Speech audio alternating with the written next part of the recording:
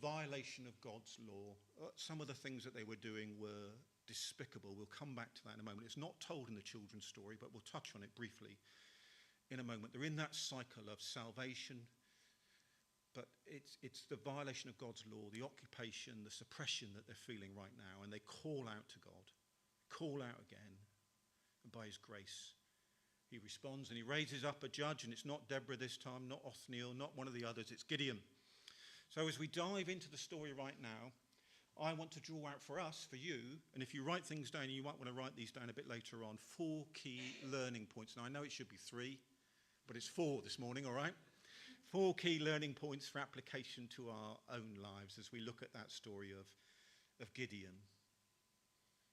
So I just want to talk first of all about God's compassion, that he raises up a godly man. And I'm going to dip in. I'm going to read verses 11 to 16 of chapter 6 of Judges. And you've heard it already this morning. Let me just get there.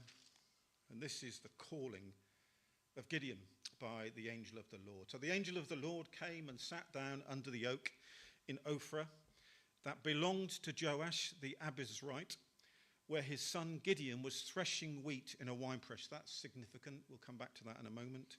Where Gideon was threshing wheat in a winepress to keep it from the Midianites.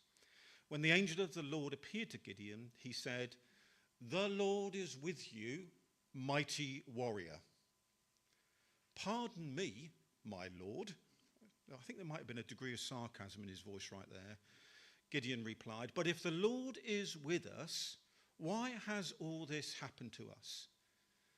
Where are all his wonders that our ancestors told us about when they said, 'Did not the Lord bring us up out of Egypt?' But now the Lord has abandoned us and has given us into the hand of Midian."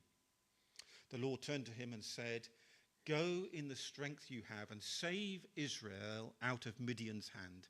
Am I not sending you?" "Pardon me, my lord," Gideon replied, "but how can I save Israel? My clan is the weakest in Manasseh, and I am the least in my family."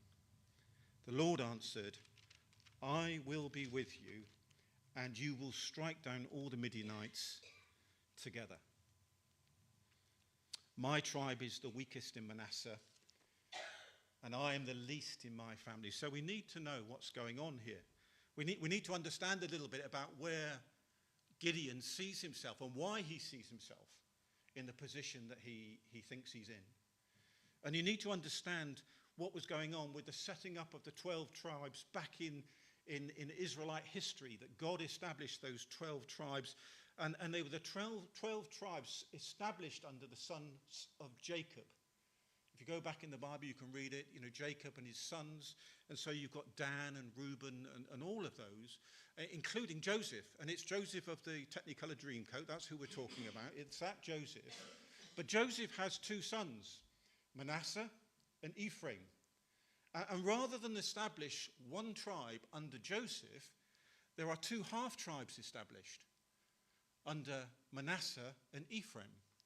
And so all of the time, those folk who are in those half-tribes are being told that they're not a proper tribe, right?